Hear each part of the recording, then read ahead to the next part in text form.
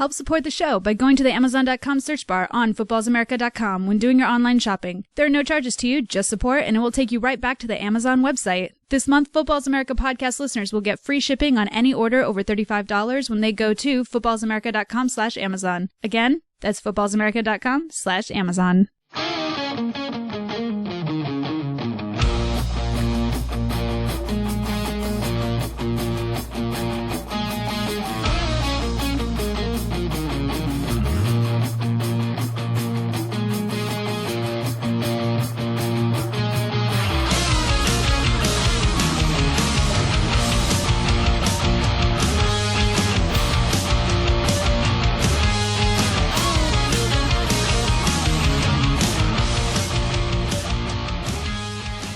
Hello, everybody, and welcome to Football is America with Ron and Kyle. I'm Ron. And I'm Kyle. Today we are very lucky to be joined by Josh Wilson, editor and grand wizard from StampedeBlue.com, the amazing Colts page, and one of my very favorite websites. I'm on there many times a day. Josh, I'm really happy to have you here to discuss Colts with me. Thank you so much. And also Ron, but not as much him, mostly me. Yeah, I'm glad to be on, and first time I've ever been introduced as a grand wizard, so that's always nice. I realized as soon as I said it, there was a KKK implication, and I am sorry for that. Hey. That was unintentional. That is... First time for everything, you know?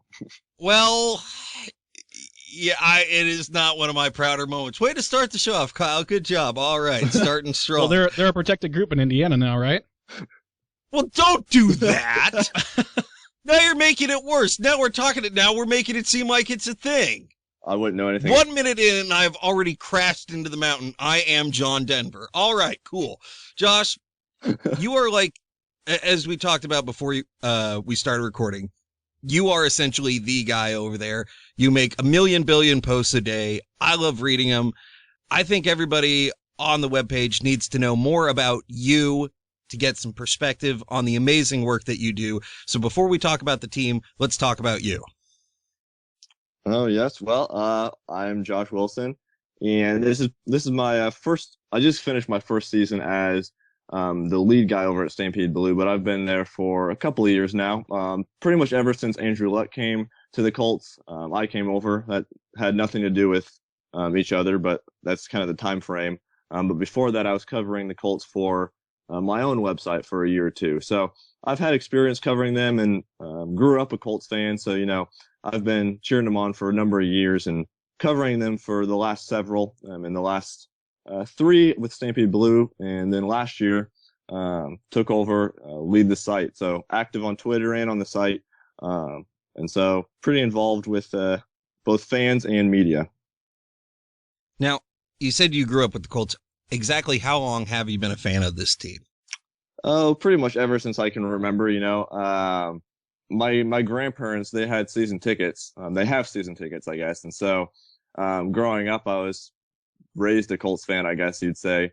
And so, you know, grew up through the Peyton Manning era. That was a nice welcome change from some of the crappy years of Colts football. So I'd say I really became a fan going into the Peyton Manning era and some of that kind of stuff, because that's just kind of the way I was raised in a Colts family. And what is it that kind of motivated you to become a professional? I mean, there's so much work that you're doing. It's a very large commitment. As you said, you had your own webpage. What motivated you to start writing about this team? It was really, I got very frustrated over losses, and I had to figure out some way to take out my frustration other than breaking things or, you know, doing something I shouldn't. So it actually started back after the Colts lost in 2005 to the Steelers, still maybe the most painful playoff loss I've experienced. And I had to figure out some way to take out that anger. So I started writing an article about the game. And then a few years later, probably 2010 or 11, started a website and kept that up. And now it's just a passion of its own, is writing about the Colts, all things Colts. And it's no longer just taking out frustration. It's just something I do and I love doing. And as you've said, you've pretty much your whole life been a fan of this team. You've made a lot of memories, both good and bad. Yeah, it's some humor now in this offseason, at least, mentioning the good and the bad. Looking back, strongest memory, good, bad, personal, otherwise, what have you, strongest memory of this team? Favorite Colts memory ever has got to be the AFC Championship game against the Patriots when they came back, that massive comeback, and they won. For the 2006 season, it was in 2007. But when they came back and beat the Patriots, finally getting past them, finally getting to the Super Bowl, and that epic comeback, just everything that went into that game, I think that's the greatest game in Colts history, and it's definitely my favorite as a fan because the Super Bowl was great. Loved that game. And still look back on that. But the AFC Championship game before that was really my favorite memory and the proudest I've been of the team. It was definitely something that everybody looks back on. You know, you've got the greatest game in history segment being written right now, and it's just that foregone conclusion that game is the apex of Colts fandom. You know, like you said, the Super Bowl, great, fine, but getting over that hump, it had so much more to it than just reaching the Super Bowl. It was the arrival of the Colts in a big way. Oh, absolutely. And finally getting past the Patriots after a couple of playoff defeats and everything that went into that rivalry and all of that adds to the backstory of just how great that game was. One thing that I want to add is I'm a big Bears fan. I like to reminisce too. So I'm going to jump in here because I feel really left out. So I'm just going to bring up that the Bears, last time they went to the playoffs and were successful in any way, they got beat by the Colts in the Super Bowl. Mm-hmm. So yeah. I guess that's the only thing I can relate to. So, all right, let's move on. We're going to talk about 2014. So you just came in to throw some like sour grapes out there, just throwing salt in that game. That's what you're doing? Yep. All right, cool. All right. So let's talk a little 2014. We're going to take a little trip back to the beginning of the season. The Colts are coming off a 5-11 season again, and then would soon repeat that for a third straight year. The season started slow. Coming out of the gate, the Colts go 0-2, losing to the Broncos and then to the Eagles, games they very nearly won. The season took a nice turn, though, as they smashed 4 of their next 5 opponents in a win over the Jags, Titans, and Bengals as well, by more than 25 points to include shutting out the Bengals. Great streak of 5 wins, but a hard loss to the Steelers, allowing 51 points followed, as the team seemed to be in blowouts, whether it went either way. The next few weeks, they hit their stride, again with 4 wins in their next 5, heading into the playoffs. The playoffs were where the success lies. The Colts go to the AFC title game, the furthest since Peyton Manning. It was a frustrating season nonetheless, though. The offensive line had 10 different combinations. There was no same starting combination for any stretch longer than 3 weeks. The defense had gaping holes with suspensions and injuries all over. You also had Trent Richardson running the football. These topics all seem to be what's clouding over the last season. Looking at all of that, the ups and downs and everything that falls in between, how did you see the season? Was it successful in your eyes, or did it just leave too much to be desired? Yeah, that's a great question that a lot of Colts fans are really working through, I think, about how do you view the season, because there were some points that were real lows, and particularly losing to the Patriots twice is something Colts fans hate, probably more than anything else, is losing to that team. But, you know, with Trent Richardson, the offensive line, suspensions, the defense had some terrible games, and just turnovers and you name it. There's a lot of issues with this Colts team. But with that said, I do view the season as a success. And mainly that comes from they took the next step to the in the playoffs. They, went 11-5 again, which is a good season, won the division again, which is a good accomplishment, and then won 2 playoff games, which is more than they've done in the Andrew Luck era so far, and particularly beating Peyton Manning and the Broncos on the road in the divisional round. Now, I know Peyton Manning was hurt in that game, and he didn't look like himself, but that win was the signature win of the Andrew Luck era for the Colts, and so I think they took that next step that they needed to. They made it to the AFC Championship game, and that didn't go over well at all. And I think that's probably what leaves the frustration the most for Colts fans, is losing that badly in the AFC Championship game to the Patriots. I don't think many expected the win, but just how badly they lost leaves a sour taste. But with all that said, it has to be viewed as a success because they took the next step. They improved as a team. They got better.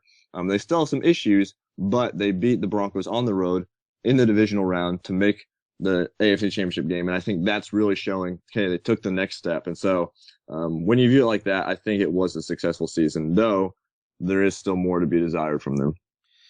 I think with a lot of Colts fans, it's hard to just take the success and enjoy it because there's always that reminiscence of missed opportunities in the Peyton Manning era. I mean, we've seen Andrew Luck grow leaps and bounds every year. And if you just look at his performance over this past year, amazing success, 40 touchdowns, leading the league, just doing a great job all around. And the promise that holds is amazing. But then there's also that fear of, are we really getting into a situation again where it all rides on the quarterback and he masks every flaw? I know for me, that's one of the big things where it's hard to enjoy it as much as I should. But as you said, when you improve that much year to year, you have to be happy and just take it that next year will be better. Looking ahead at this next year, I think the big thing I'm looking at first off is Chuck Pagano and his contract situation. He's betting on himself this year, which I think is great in a sense. It's definitely motivating, but we all have the natural concerns. He's preached the run game on both sides of the ball, and it's been laughably bad. The team can be amazing one week and just awful the next, but the players love him and the fans really, really connect with him.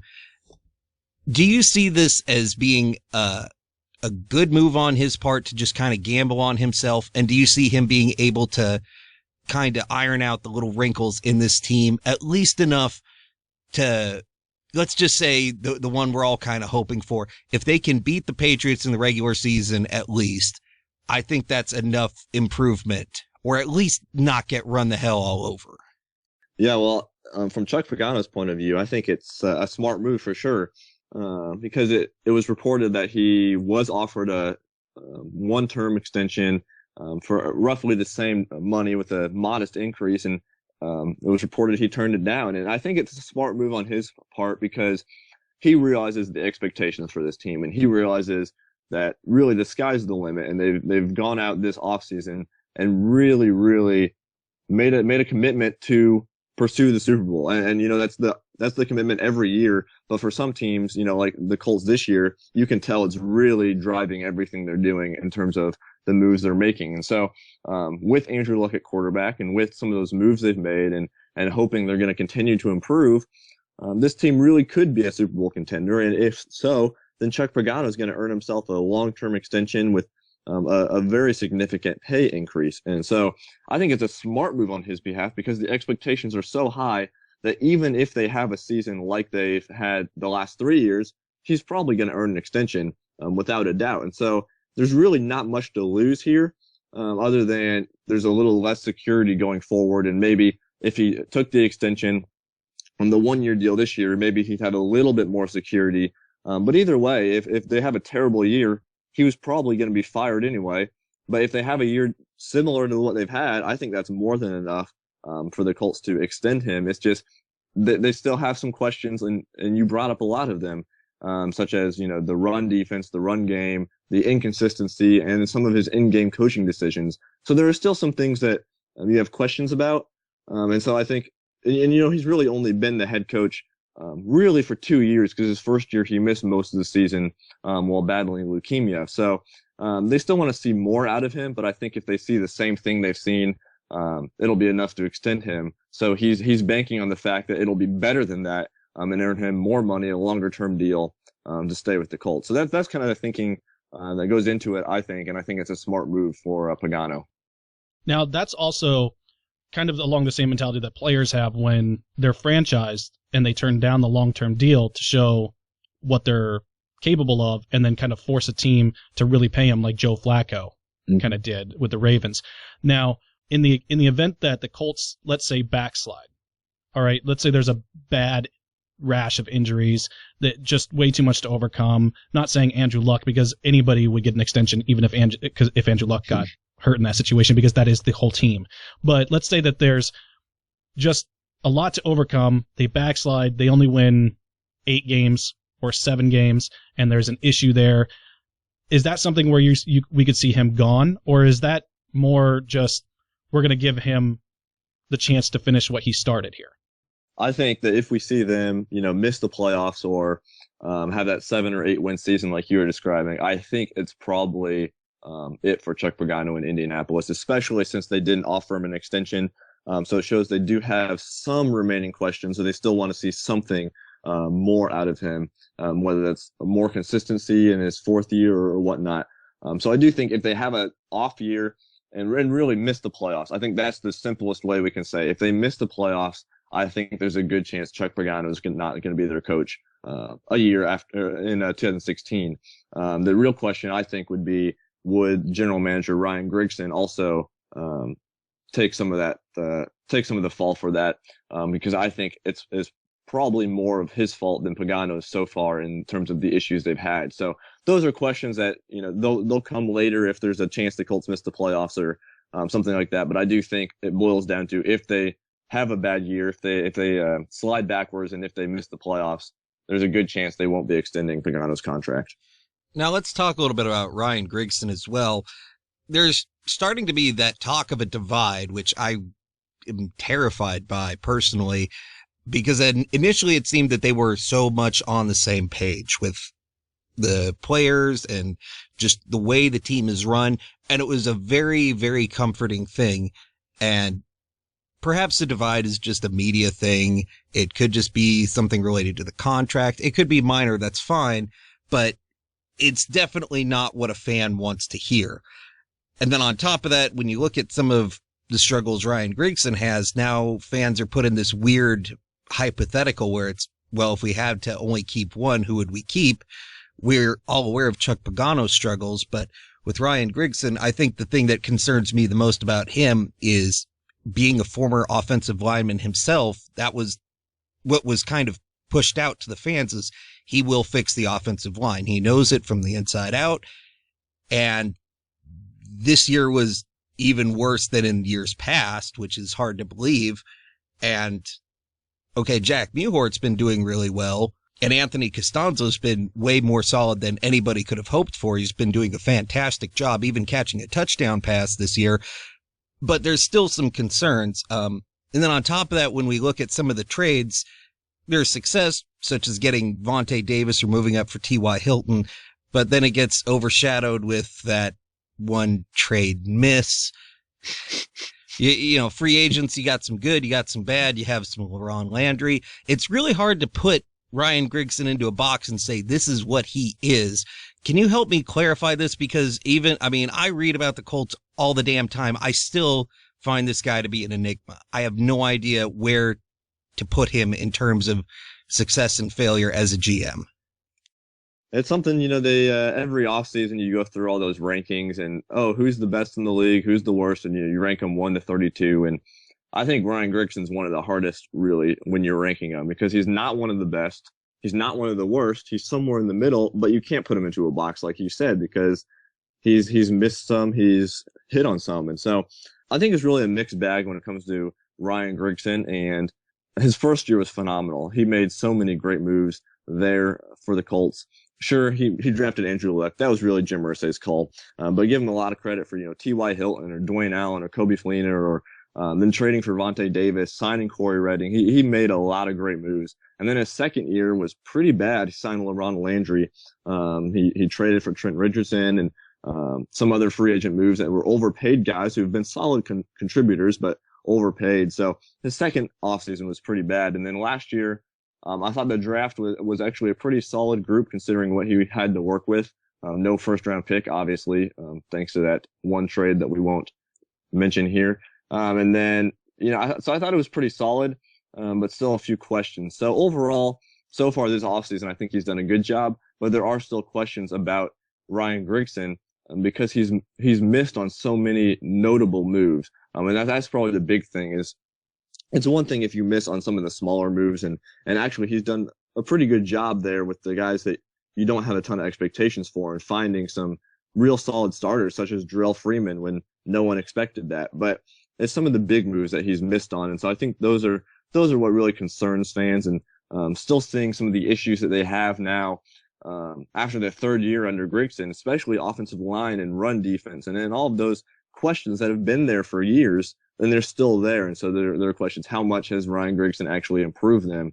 And so you could look big picture and say, well, he took over a 2-14 team, and now he's got them to the playoffs 3 years in a row and made the AFC Championship game last year, and certainly a part of it. But then you could also look at, well, they have Andrew Luck, and he's the reason they're getting there. And Grigson really hasn't done a great job. So there are two sides, both of which have valid points in their favor. So I think it's somewhere in the middle, but it's hard to put him, like you said, into that box, trying to figure out just how good he is and where he is among other general managers, because it's really hard to tell. He's missed on some, he's hit on some. And as far as the potential divide between Grigson and Pagano, I think so far that's a lot of media-driven talk, but it stems out of something I think is an issue.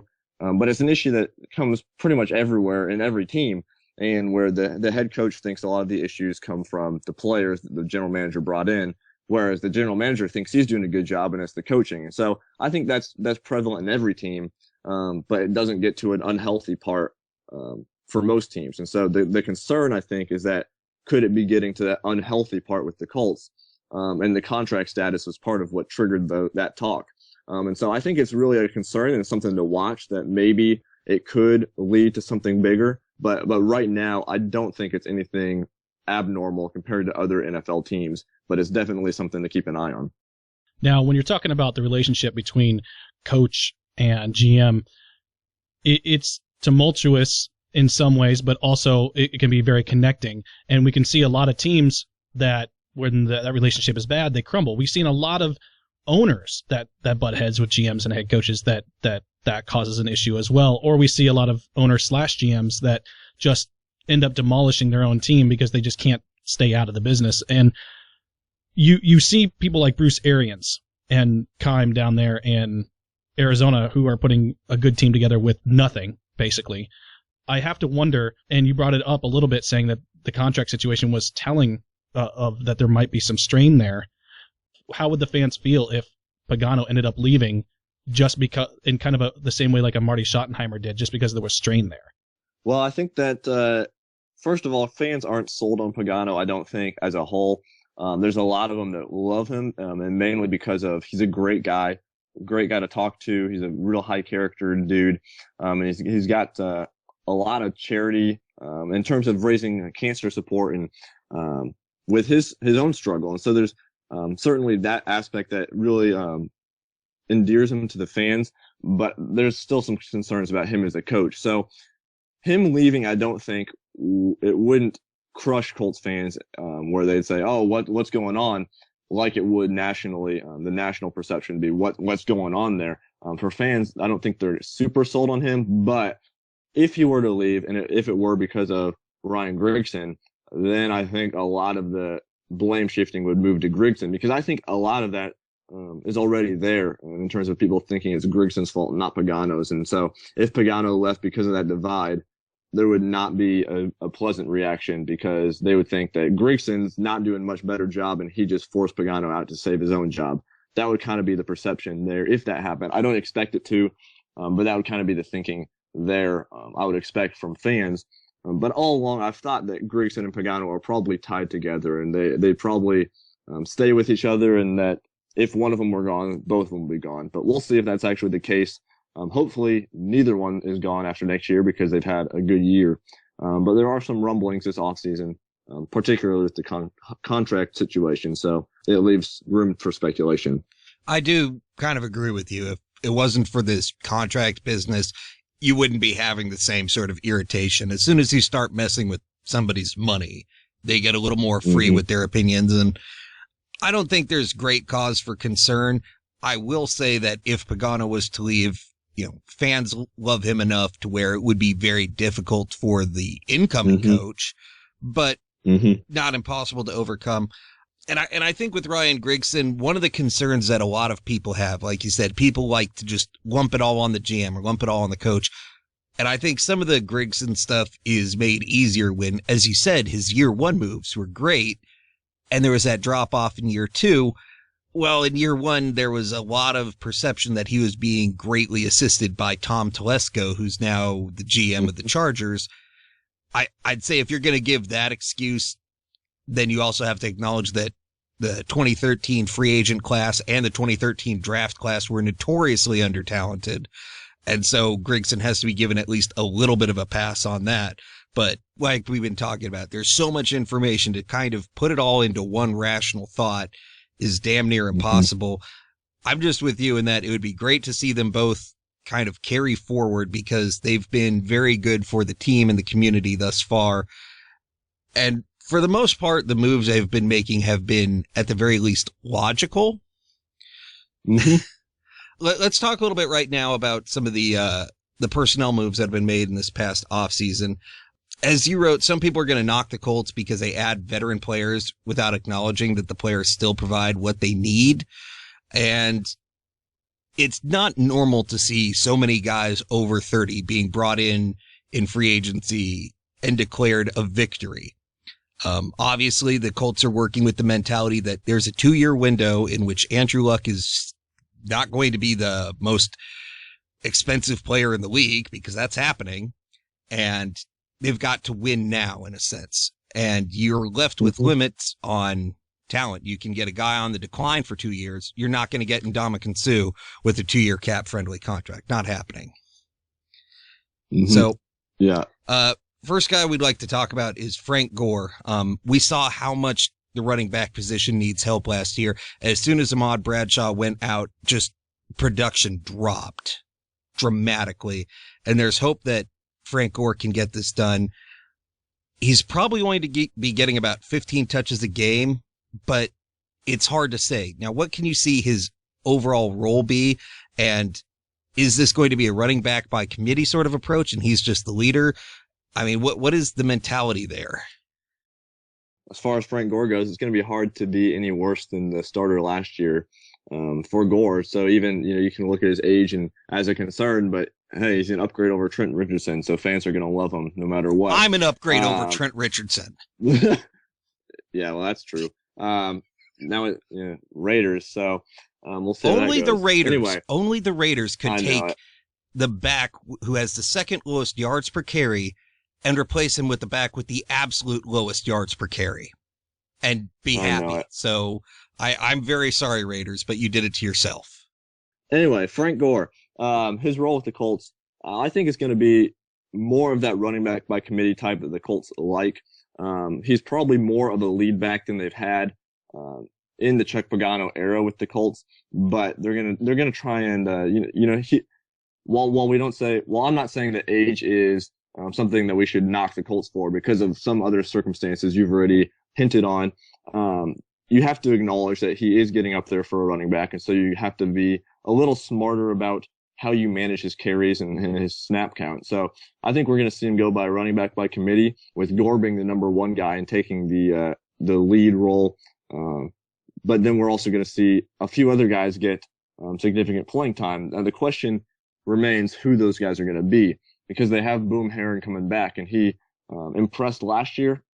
And so he would figure to slot into that number 2 running back role. But at the same time, I wouldn't be surprised at all to see them draft a running back and try to groom him for the future, in which case we could see that rookie also slide in at number 2. So there are questions about who's going to be behind Gore, but I think it's going to be him, number 1, and then a few other guys as change of pace backs or whatever you want to call that role, trying to keep Gore fresh.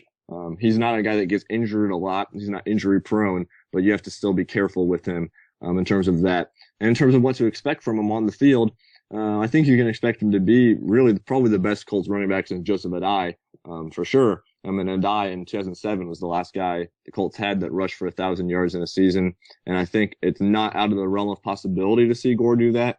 It just probably depends on his workload. And so maybe he'll be slightly under 1,000, but either way, I think he's probably going to be the best back the Colts have had since Adai in 2007. And he should be a notable upgrade to help the offense and kind of just take some of the, it was a lot of one-dimensional offense last year for the Colts, really. And it was the passing game and Andrew Luck, because no one respected Trent Richardson and no one respected the potential threat that he could give. And so now you have that guy in Frank Gore who could do that and probably give just enough of a threat in the run game to make the passing game even more dangerous. That's probably the biggest thing that signing Frank Gore will do. He's more like 65 years old in running back years, just so you know. It's 2.5 years for every human year. I just wanted to fill you in. I don't know if you know that. Oh, well, nice to know. He's probably still got another year or two, hopefully. No, yeah, I mean, retirement age is going up these days, so I think he's good until he's 70. Yeah, 70? Okay. I was going to say 100, but, I don't know. Depends how it translates. You know what? We'd still take him over Trent Richardson. Very true. Well, you'd take a basket of eggs and a wheelchair over Richardson. I'd be sitting in the stands eating a hot dog and have the coach point at me. You, get down here. You're in the next series. All right, fine. I can't do any worse, can I? I mean... Very true. Then the Raiders would sign you. Yeah. Oh, well played. Well played. Yeah, that's... and Trent, like, you watch him. I'm not the guy to analyze game tape or anything. That's not my strong suit. But you notice with him, he'd always do this thing where he'd kind of like jump like straight upright. Like he'd shift his feet and stand straight up and he'd lose all of his momentum. Like he's trying to see down the field or something, try to see his lane. And then it's like all your momentum's gone. Now you're going to hit the hole with no impact and you just lost 3 yards. Good job. All right. Really happy to see him gone. He certainly had a knack for losing yards, and like you said, it seemed like he kind of just froze in the backfield and let the guys come. And then he didn't even always hit the holes. You see a wide open hole in a lane for him, and he goes the other way, and it's kind of become a running joke on Twitter for some Colts fans of guess which way Trent Richardson chose, and it's always the way you wouldn't expect. So, I wish him well in Oakland. Hope he can get it turned around, but certainly an upgrade for Frank Gore, and I don't think any Colts fans sad to see him leave. Now let's talk about Trent Cole. This is another guy moving from Philly over to Indy, looking at that Ryan Grigson connection, and another guy coming in with championship hopes. Now, considering what's going on in Philly right now, he's probably really happy with this decision. Should the Colts have a great deal of optimism for him? I mean, I don't know exactly where to put it. I've seen so much variation in various media writers, and some are saying this is a great move. Some are saying this is terrible. Could you give a little bit of perspective on this? Is he going to be rotational? Is he going to be a starter? Is he going to be a depth guy? Where is his role going to be? Yeah, well, Trent Cole addresses a need, and that's kind of the theme of the Colts offseason is addressing needs, kind of just like running back, and so they really needed a pass rusher, and they needed a guy that was proven pass rusher, and that's what Trent Cole is. The question is, how much does he have left in the tank? I think that's a very fair question, probably more so than Frank Gore or Andre Johnson or some of these guys. But with that said, he does figure to play a pretty significant role in the Colts defense in 2015, particularly because we don't know the status of Robert Mathis. He's coming back at some point, but we're not quite sure when. So that'll be a nice bonus. But Trent Cole's kind of the guy that gives you at least a solid veteran pass rusher to put alongside guys like Jonathan Newsom, who had a really good rookie year last year. So I think we'll probably see him as a more situational guy because he's going to fill that rush linebacker role for the Colts. And he'll probably rotate with a couple other guys. And so it'll probably be more situational and pass rush downs and stuff like that. But I do think he can help the team because they really needed a pass rush. And last year they did not have it whatsoever because Robert Mathis was out, and they could only generate pressure by blitzing. And so this year the hope is Trent Cole will at least give you an improvement and that he can generate pressure without having to. Did we lose him? We might have. Yep, we lost him. Uh-oh. That's no good. And it is time for the massive shift. Mid-interview, we developed a massive network problem that made it unable to continue on our interview through Skype. So Josh is kind enough to carry on through phone. This is after we made about 5 attempts and failed every time to get him on. So he is clearly a patient man. So Let's carry on as though nothing happened now that we have explained that away. For the 9th time, let's talk about Trent Cole. I don't even care anymore. He's some guy. He came from Philly. Pass rush. Whatever. Yeah. Well, that's a nice intro to the question. Yeah, I'm sorry. I just can't much. Anymore. He. Yeah. Hey. Fine with me. I've rehearsed this response a number of times, so it should be good. Trent Cole is a guy that really fills a need for the Colts, and that's really the best way to describe the move. Kind of the same way with Frank Gore at the running back position. Trent Cole fills a need, and that's pass rush, and it's something they really struggled with a year ago. They could really only get pass rush through sending blitzes and getting creative with that kind of stuff because they lost Robert Mathis for the season. So they really needed the pass rush, and that's what they get with Trent Cole. And they bring him in, a veteran guy who's done it in the league, who's been around the block, and can get to the quarterback without having to send all of these blitzes. So that was the thinking behind the move, and I think it's a good one because they obviously needed that pass rush, and even Ryan Grigson said you can never have too many pass rushers. So I think that's a good one. And the questions that many have is just how effective he's going to be, and I think it's a fair question to ask, but I do think he's an improvement. The interesting part is what his role is going to be, because he's obviously going to be a rush linebacker, and he's going to fill that role for the Colts. But it's unknown just how much he's going to play. My guess is he's going to be more of a situational guy in pass rush downs, so they can kind of keep him fresh, I guess is the best way to say it. That would be my guess on his role, but we could see him play more. I think it all just depends on how some of the other guys come along, whether that's Robert Mathis and his health, or Bjorn Werner adjusting in his 3rd year, or some of those other guys. I think will be a bigger determining factor of Trent Cole's role than even himself, because I think ideally he would be a guy that gives you pass rush, but that you can keep fresh on some of the other downs. But that's going to be determined mainly by some of the other guys. You did, in fact, nail that one pretty much the same each go round. Very impressive right there. and definitely a good analysis of that. Let's look at another guy coming from the Eagles, Todd Herremans. A lot of mixed kind of opinions on this one as well, but what looks to be a very solid signing. Definite need for consistency, but for quality as well. And it looks as though Todd Herremans can do that. Some injury concerns, some age concerns, and some scheme differences. We have to wonder how effective he can be. Now, we all know that age is not quite the factor for an offensive lineman as it is for a skill position, but it's definitely at least in the back of the mind. Can he be what the Colts need him to be?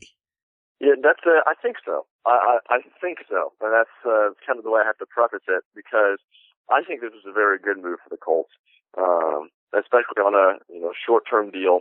I think this is just what they needed. They needed a veteran guy who's a solid guy who can be consistent and really anchor that right guard position, because last year it was a mess. They had Hugh Thornton start, and he didn't play well. They had Lance Lewis, they had Joe Rice, they had a bunch of different guys start there at right guard. So you just need some consistency there, and I think Todd Herremans can give you that, and he can provide at worst probably a solid lineman, and at best he can give you some pretty good play. So I think he was what the Colts needed along the offensive line. Obviously, they're going to need to look for a more long-term solution, but when it comes to this season, I think he should be a pretty good fit for the Colts and a solid player in terms of production as they look to kind of groom guys behind him or add a guy to replace him down the road. But for this year, I think it's a good move. No, we saw a little bit of change up on the defensive line. Corey Redding leaves to go to the Cardinals and be under Bruce Arians again. Team's definitely going to miss his leadership and the way he served as a kind of guide for everybody on that defense. But bringing in Kendall Langford is definitely not a step down. Very quietly, this could be the best pickup of the Colts this offseason. In that Kendall Langford wasn't released due to anything other than just kind of being the odd man out with the emergence of Aaron Donald for the Rams. Now, he's traditionally a 4-3 defensive tackle, but he should be able to adapt to the 3-4. Now, how well do you see him adapting and getting his skill set to match up with the scheme and what the Colts need him to be? Yeah, I think I agree with you that this could be one of the more underrated moves that the Colts made this offseason, because he's not the well-known name that some of the guys like Frank Gore or Andre Johnson are. But he should be a good player, and he's, well, the youngest of all of them, but that's not saying a lot. He's kind of the replacement to Corey Redding in a lot of ways. He's going to probably fill the same role. It's just where Corey Redding was best at pass rush, Kendall Langford is best at run defense. And so you kind of see that emphasis that the Colts are moving towards is being a good run defense. And that's really what they want to get better at. As Chuck Pagano called it their Achilles heel earlier this offseason. So that's really the focus there. And I think in terms of him adjusting, I don't think it's going to be as big of a deal because they're going to have him playing kind of the defensive end role in the 3-4 defense. And I think he should adjust pretty well. And I think his skill set does translate between both games. So I don't think that's going to be as big of an issue as some other players. It might be switching systems. I don't think for Kendall Langford it's going to be as big of a deal as some other guys because I think he can do it. And the role he's going to be playing is one I think he can play pretty well, and that's a run defender along the defensive line. Now, you briefly brought up Andre Johnson. Very exciting to see him on the Colts team, if for no other reason to see this guy finally get a chance to win in Lucas Oil. He's a big receiver. He's got good hands. I'm happy if for no other reason than he's not on Houston's team anymore. That alone is fine. But he's coming in with this fair or not expectation that he is replacing Reggie Wayne. And obviously, you know, you can't replace Reggie Wayne and all the fan service that needs to be adjusted therefore. But he's definitely bringing a great element to the team. And I also like the thought process that you've got a second, you know, future Hall of Fame veteran training T.Y. Hilton, giving him the benefit of experience and adding to this offense. But looking at him, looking at where he's been, how do you really see the Colts utilizing him? He's not going to be doing the same thing that Reggie Wayne was. Where exactly will he be in terms of the offense, and how different will it be than what he was doing in Houston? Hard to replace Reggie Wayne. You can't really replace him. But in terms of on the field, I think Andre Johnson's an improvement from where Reggie Wayne is now. And it's hard to say that for as much as we all love Reggie. But Andre Johnson still has a little more left in the tank, and he's really exactly what the Colts needed at wide receiver. That's why myself and a number of others said it was so crucial they don't let him leave during his free agent visit without a deal, because he's exactly what they needed. They needed a veteran guy to play alongside T.Y. Hilton, and you saw in the Patriots game in the AFC Championship, the receivers really couldn't get open. They struggled mightily, and so it was all the Patriots just focused all on T.Y. Hilton, and a number of teams did that, and they need someone that can take that pressure off of T.Y., but also someone who can provide a good threat on the other side of the field if they do decide to focus solely on Hilton. So that's what Andre Johnson is at this point. He's a number 2 receiver, which is what he'll play for the Colts, and he's more of the possession type, which is exactly the right fit for him and the right fit for the Colts. And then, as you said, he can kind of help mentor some of these young guys. T.Y. Hilton, sure, but then also Dante Moncrief and Deron Carter and some of the younger receivers that they've brought in over the past year or two, and help them come along as well. And they didn't really have anybody like that once they made the decision to move on from Reggie. So all of these things considered, it was a perfect fit. And I think that his role's mainly going to be as that possession receiver, that number 2 guy. He's not going to be the deep threat or the electric, explosive receiver, but he's going to be a guy that Andrew Luck can turn to, knowing he's there, knowing he can get open, who can still make plays. He's a bigger guy than the Colts have had, and so he can kind of win in the size battle. And so he's going to have plenty of opportunities, and he's going to make a lot of plays for the Colts because he's a great fit for what they're trying to do. And they don't have that possession receiver. T.Y. had to kind of fill that a little bit last year, and he can do it. But this opens up both Hilton Dante Moncrief and some of the other guys, it opens up the whole offense while bringing in a pretty good receiver in Johnson and himself. So the impact of the offense is going to be pretty big, I would expect, from this signing. And let's talk for just a brief minute about Dante Moncrief and Duron Carter. Very exciting to see both of them. Obviously, we haven't seen as much of Duron Carter due to him playing in Canada. Some of the people have posted in the comments section that live in Canada that have seen him play that he's definitely got work to do, but he has a lot of potential. Very exciting to see them both develop more. What I'm kind of wondering is, do you think that Duron Carter was brought in to kind of fill the void that'll be left with Hakeem Nicks, who Hakeem Nicks was not necessarily bad, but he certainly wasn't good and nowhere near the level he was in his prime with the Giants.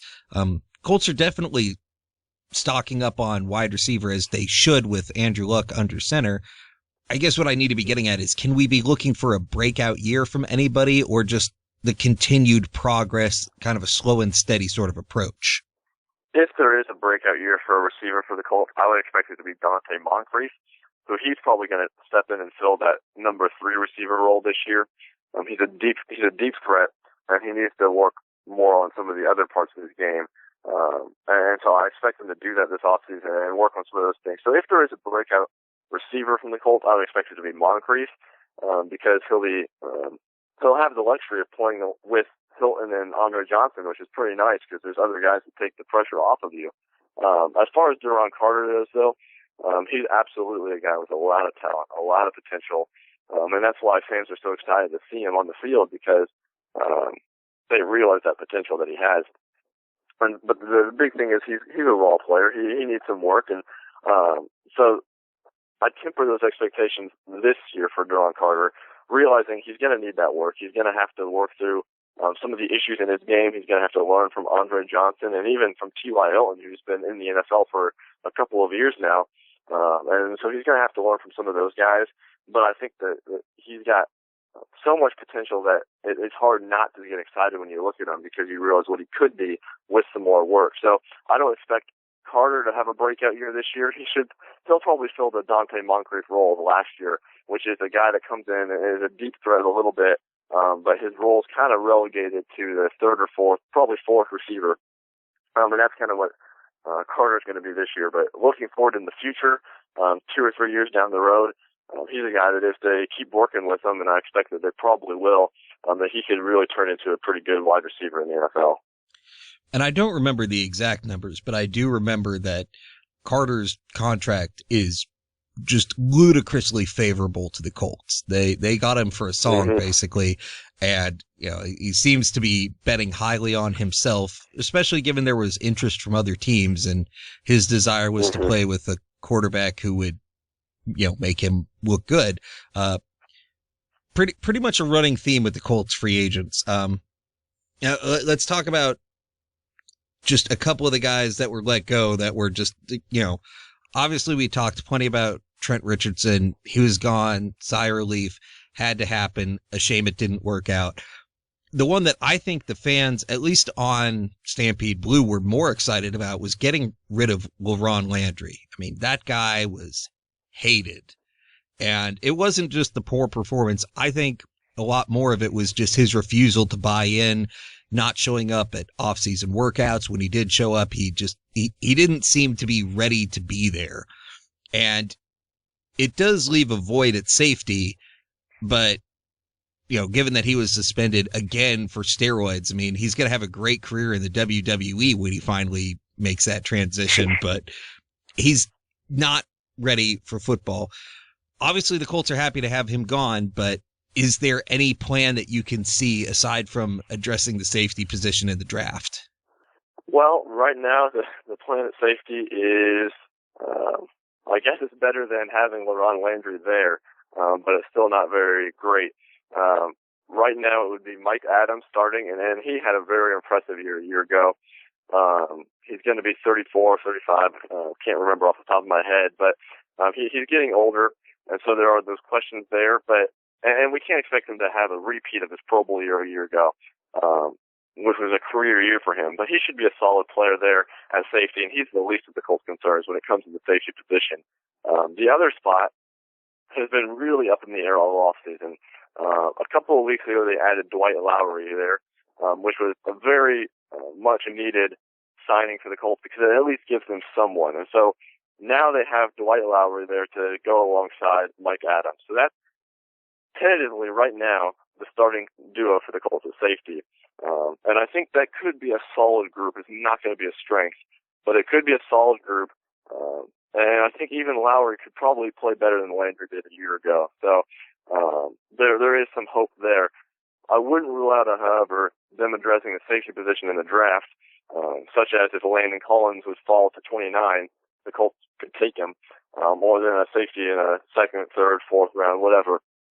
And really, depending on who they get, depends on how big of a role they could have next season. But I do think the safety position is one that's still up in the air for the Colts. And they have two guys in Mike Adams and Dwight Lowry that are tentatively their starters. Adams is probably pretty entrenched there. But there's a lot of questions. It won't be a strength of the team no matter who they go out and add in the draft. But I think with who they have now, plus maybe adding a rookie, it could be enough that it's not going to be the Achilles heel of the defense. It's not going to keep them from winning football games. And I think it could be solid enough that they could win with it. Now let's look ahead a little bit to the draft. You just mentioned Landon Collins. I personally don't see him falling past the Steelers, who have now lost both of their starting safeties to retirement.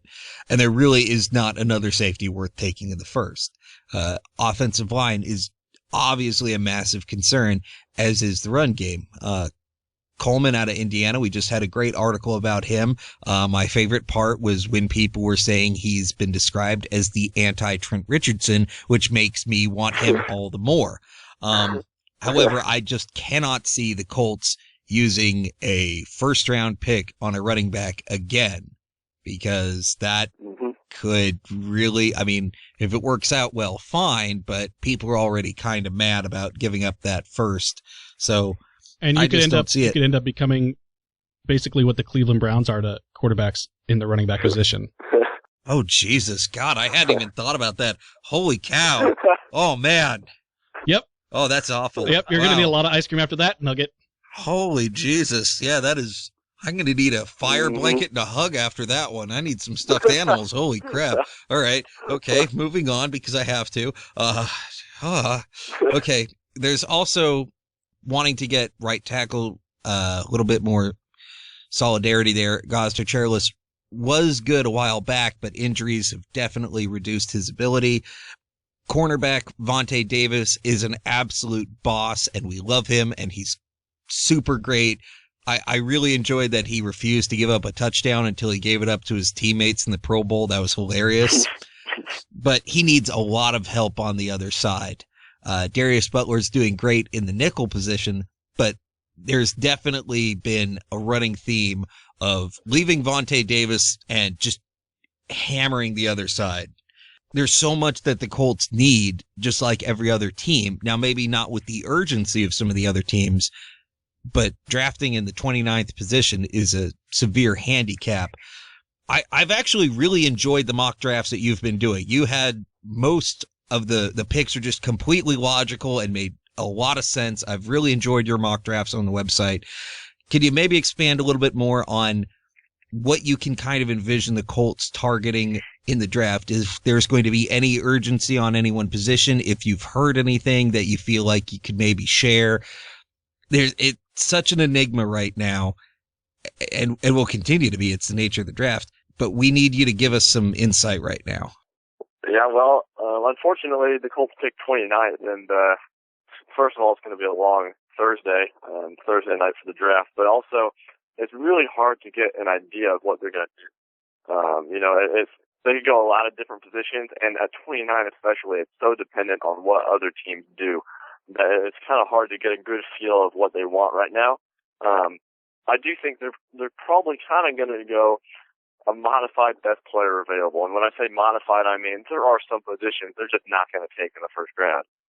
The most obvious one is quarterback, of course, but then there are a couple other positions that it would have to be a really special player for them to take. So I think we could see him take a defensive lineman. I think we could see him take an offensive lineman.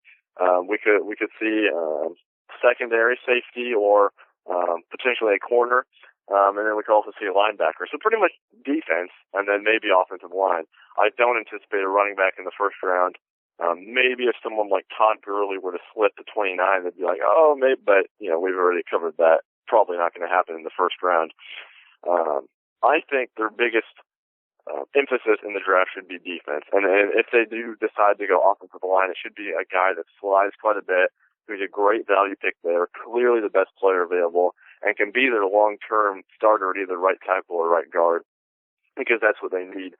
I think most likely is that they target defense, and then it just depends on who's there. I don't think it's any emphasis for the Colts, we have to take this position in the first round. I think it's more of, okay, well, here are some of the positions we need. Let's see who's available at those positions when we draft. So it could be safety. What if Landon Collins falls? There's some people think it happened. If he falls, okay, great. Or what about a defensive lineman? Is he available here? Or what about a linebacker? Is he the best pick here? Or what about a corner? And so I think the Colts probably have a number of positions that they're interested in and that they're keeping an eye on. And it's really going to depend how the draft goes. And that's why it's so hard to predict at 29 what they're going to do, because it's so dependent on what other teams do. But I think the best guess with them is that they're going to go a little bit of a modified best player available, particularly when it comes to the defensive side of the football. As you said, with 29, it's all reactionary, and it's really hard to know what's going to happen there. Now, let's look ahead to the schedule next year. Outside of the division opponents, there's some great home games. Obviously, we're all looking forward to hosting the Patriots again. The Jets will be in town, the Saints, Tampa Bay, and Denver. On the away side, there's Buffalo, Miami, Atlanta, Carolina, Pittsburgh. There's definitely the advantage of playing a very underperforming NFC South. That's definitely got everybody very excited. But we've also seen the NFC South just drastically shift from year to year in terms of how people are performing. As of right now, I think the safe bet for everyone is to just say, hey, 11-5, 4 for 4. Why not? But it's way too early. We haven't done the draft. We know that. But what is your expectation for next year, and what is it going to take to make next year a success? I know for me, if the Colts don't beat the Texans at home, you could have won every other game. Just go ahead and crumple that season up, throw it in the bin. It's worthless. Keep that streak alive. You don't want to be the head coach that loses that game. But what is your parameter for success? Well, if they lose the Texans at home, then Andre Johnson really got the bad end of that deal, because he's still not won at Lucas Oil. But that's kind of beside the point for next year, because we'll just say they beat the Texans at home, keep the streak alive, and keep us happy for today. I think probably, I'm going to say 11-5 is probably around the level you can expect. Probably 11-5 or 12-4 is where we're going to be looking at for the Colts. Way too early prediction. Because they've got some tough games, and they've got a luxury of playing a lot of them at home, such as New England or Denver or New Orleans. They've got Tom Brady, Peyton Manning, Drew Brees all at home, which is nice. But they do have some tough opponents, and in particular the Patriots game. I think that's going to be one of the defining parts of the season, is that regular season game, and then if they were to play them in the playoffs, absolutely that one. But fans are going to want to see them beat the Patriots, and the fact that they've just gotten dominated by New England over the last few meetings, it's going to put some added pressure on that game. That's probably as big of a regular season game as the Colts are going to play next year, because I don't anticipate them having to win the last game of the season to win the division or make the playoffs or anything of that sort. So I think the Patriots game is probably going to be their biggest regular season one, just because they need to show they've made improvements. They need to show they've gotten closer, and even if they don't win, if they could be close right down to the very end, I think that would be a bonus for Colts fans, because they'd be happy with that. Of course, you want to win, so I'm not saying otherwise, but that's going to be a huge determining game in terms of what's the season of success. But then, of course, the playoffs are where it's all what it all comes down to, and we have to see the Colts take another step. And logically, that next step would be Super Bowl.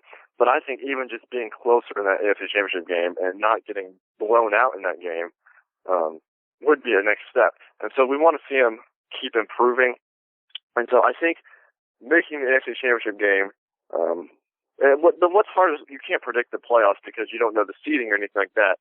But I do think that for the Colts to be, for the Colts season to be a success next year, it has to get to where you're saying, okay, this team is better than it was last year. And I think the easiest way for that to happen is being closer in the AFC Championship game, or maybe even winning the AFC Championship, because there's going to be a lot of expectations for the Colts this year with the moves they've made, with Andrew Luck at quarterback. Even not giving Chuck Pagano a long-term extension helps to emphasize, okay, we're really, really dedicated on this year. We don't want to look past this year because it's all in right now. So everything the Colts are doing points to, we want to win a Super Bowl this year, and we're really committed to doing so. So the expectations for them are going to be really high. And so they're going to have to improve. They're going to have to take the next step. And I say they're going to have to beat New England or be pretty darn close for it to be considered a success. Because if the same thing happens again, they go 11-5, win the division, maybe win a playoff game or two, but just haven't come any closer to New England, I'm not sure many people are going to consider that season a success based on the expectations. So a lot of it centers around the Patriots, but it also just depends on how far did the Colts make it in the playoffs, because for better or for worse, Colts fans really have just come to look forward to the playoffs and not really embrace the regular season as much, which is understandable, but a division title no longer means as much as it would for some other teams. So for the Colts next year, it's all about the playoffs, really. I definitely agree with you there. I think that, as you said, the Patriots game in the regular season is going to have so much to do with the playoffs. It's very easy to argue that whoever wins that game could be the number one seed in the AFC and maintain that home field advantage, which would be totally critical come playoff time.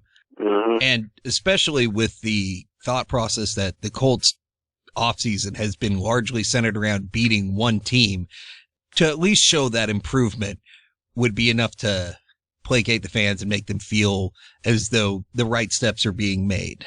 Definitely things are looking positive, though. It's way too easy to find all the little negatives, but this team has got a lot of talent and not quite as much talent on the around the rest of the division. And, there's a lot of kind of layup games coming into the season. I mean, no team is easy, but we all saw that nobody wanted to win the NFC South last year, so that makes me at least a little happy. Before we hand it over to you, we've gone pretty much an hour of talking Colts and have only just in passing mentioned Andrew Luck. We got to talk about him for at least a moment.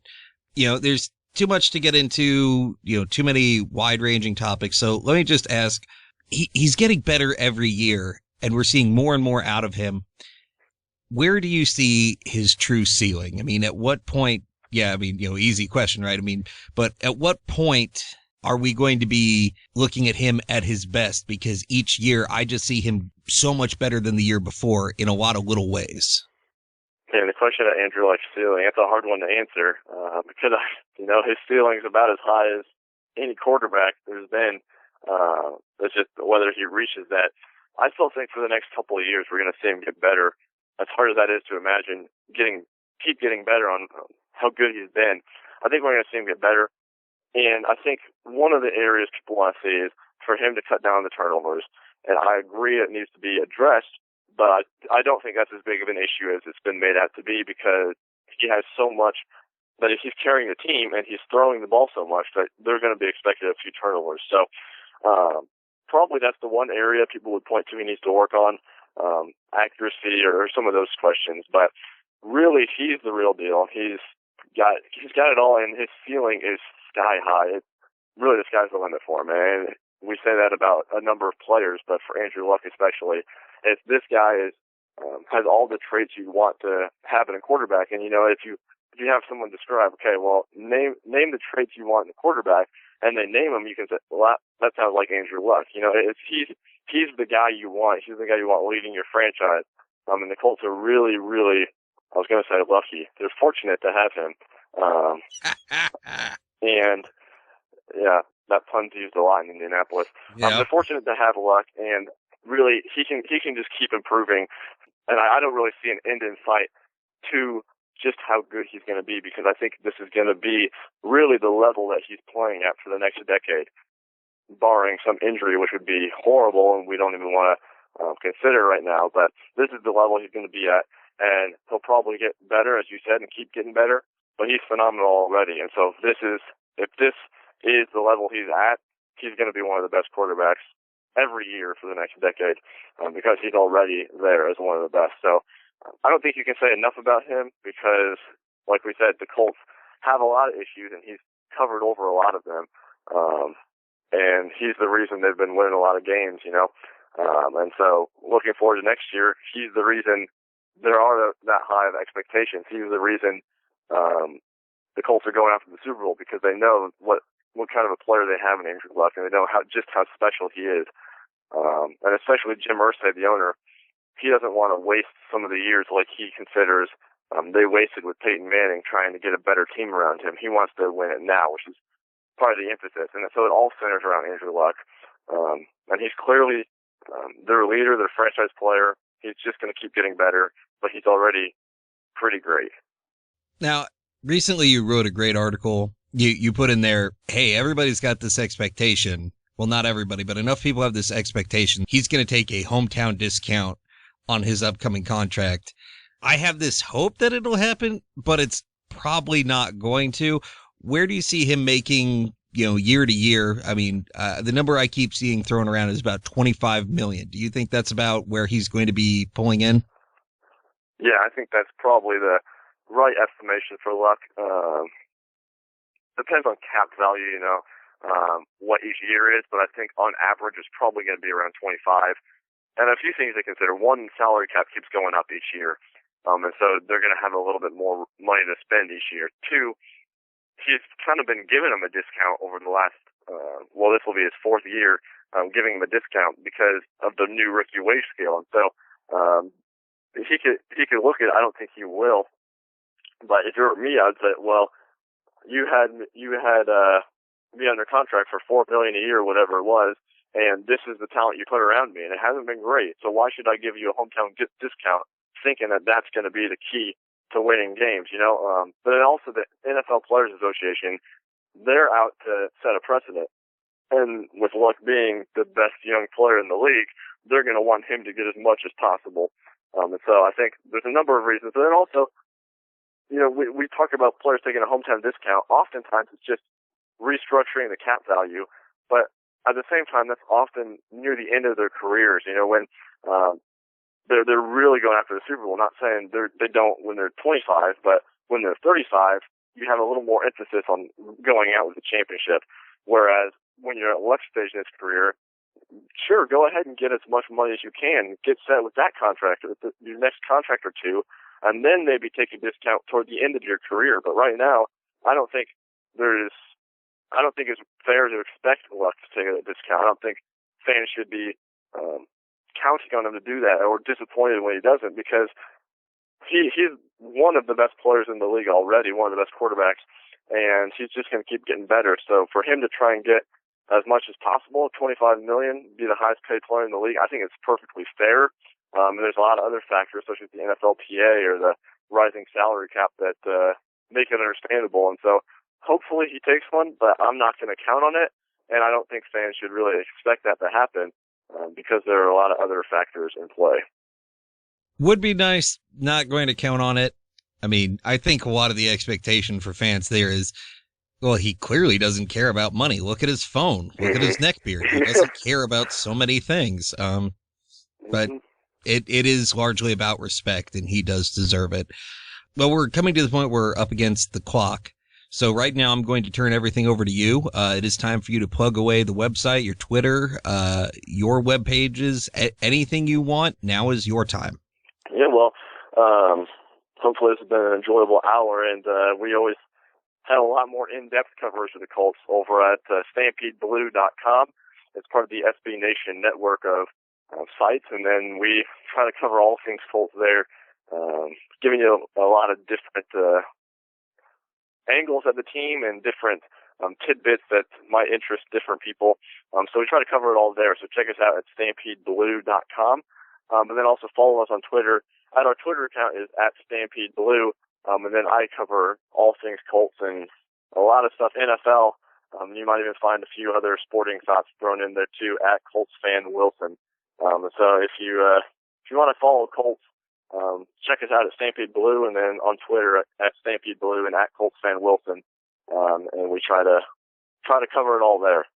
I can confirm it is a fantastic site. I actually really like the community as well. The comment section is fantastic. A lot of insightful comments, and generally everybody getting along, aside from a couple people who are constantly accused of trolling. I myself do not comment that much because usually by the time I have an opinion, 8 other people have already voiced it, and I'm lazy.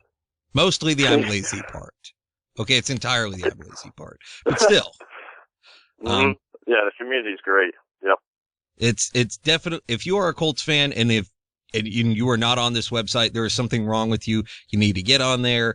Great source of information. Josh does an amazing job. I can't stress that enough. He's doing fantastic work. I very much appreciate you taking time out of your day to spend with us and talk Colts with me. I could do this for years. I'm sure you could as well, but unfortunately we have to wrap it up. Well, yeah, thanks for having me on. It's been fun talking Colts, even with some of the issues we had. It's been a great time, so thanks for having me on. Well, as Colts fans, like you said, you get to the point where a division championship is nothing, so now all of a sudden everything's terrible because you're too used to nice things. We're far too privileged right now as a fan base, but that's okay. I'll take it. Yeah, it's just, there's a lot of other, one constant that we have had through these interviews is just, go right to hell, Colts fan. What with your Peyton Manning to Andrew Luck, you just go right to hell. And it's like, yeah, you almost have to feel bad about it, but it's fine. Yeah, you get past that feeling pretty quick. Yeah, you just go ahead. Hey, did you see that throw? Yeah, he was falling down. Wow. How'd your guy do? Oh, yeah, that's not as good. Yeah, as a fan of a team that has suffered through so many quarterbacks that have just been awful, we got to move on from Rex Grossman recently to Kyle Orton, which is awesome, because that's keys to success. And then we got Jay Cutler, and everybody was like, yeah, we got Jay Cutler. And then 3 years in, everybody's like, oh, no. We have Jay Cutler. And now it's just like, if anybody sees him from Chicago, they're going to follow him home and burn his house down.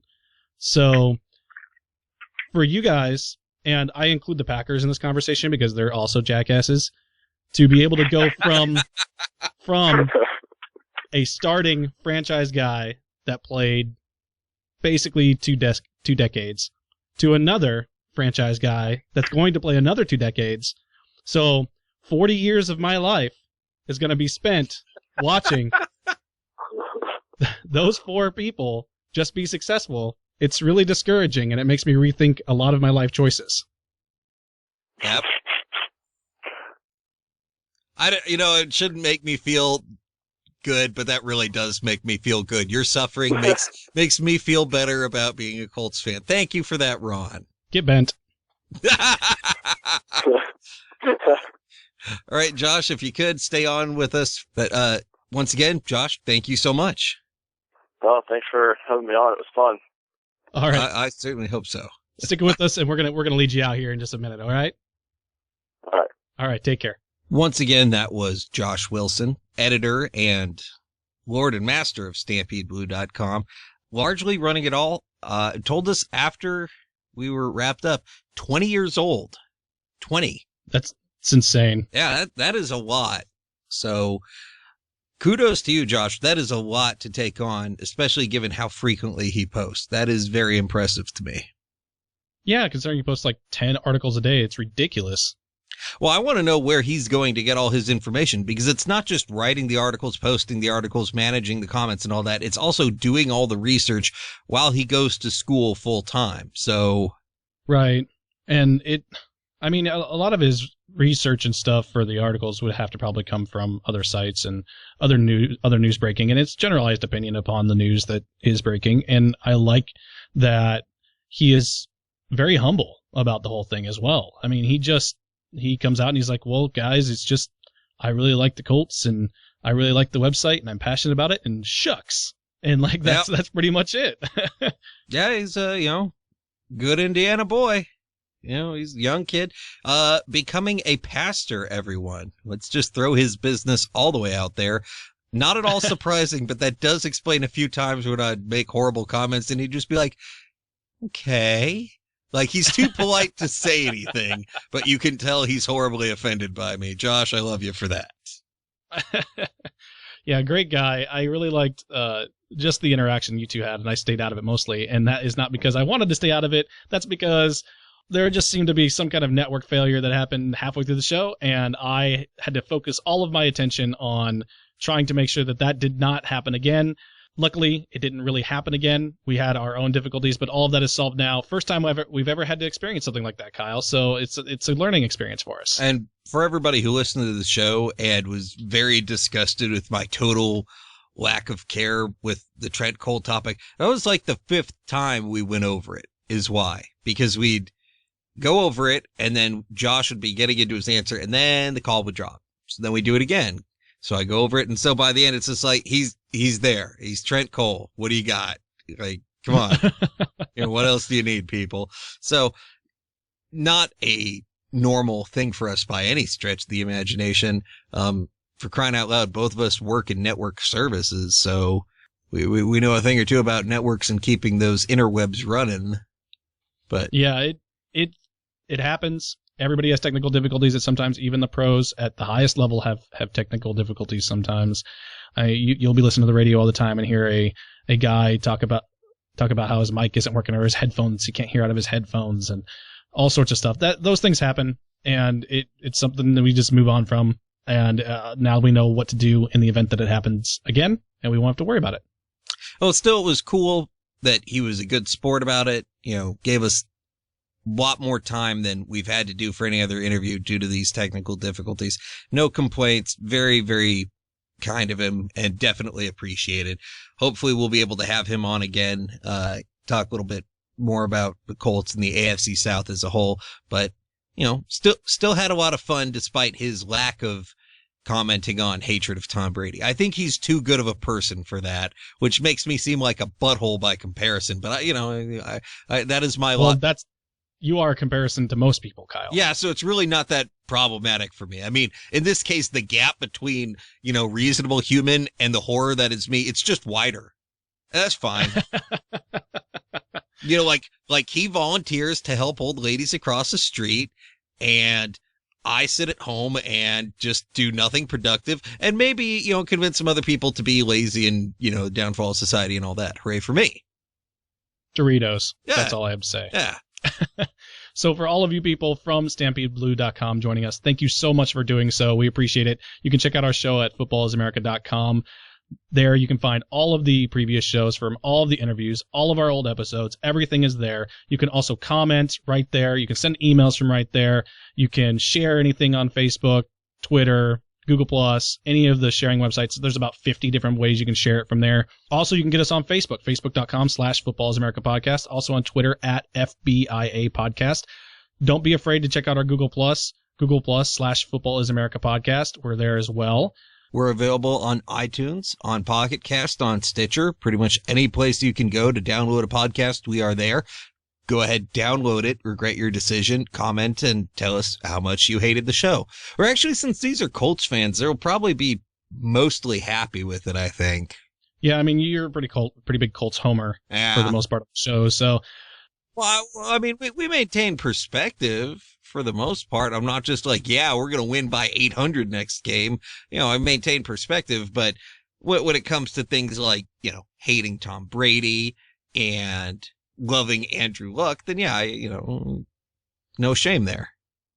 Well, all I know is that if you and a bunch of other Colts fans could wrap in a warm Colts blanket, drink some cocoa, and watch Tom Brady get eaten by sharks, you would do so. Man, I don't even need the blanket or the cocoa. Man, you know what? Nope. I'll put it to you this way. It doesn't even have to be Tom Brady. That just sounds entertaining on principle.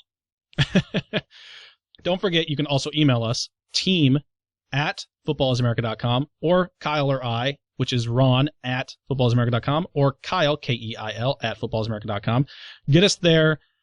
Thank you so much for joining us. We hope to have you back soon. check out our show. Make sure that you're checking out Josh Wilson. If you're any of our regular listeners just tuning in to the episode, we appreciate you doing so as well to support the Colts and to support Josh as well. Go on to StampedeBlue.com, check out his stuff, and I hope that we have expanded your horizons. If you're a Colts fan and you're just finding out about StampedeBlue.com, boy, have you been living life the wrong way so far. You really need to reevaluate what's going on with your life. But luckily, today is a new day. You can start your life anew. Like we've been saying over and over, it really does have a nice community. There's a general sense of camaraderie there. People, for the most part, respect each other's opinions, at least as much as you can on the internet.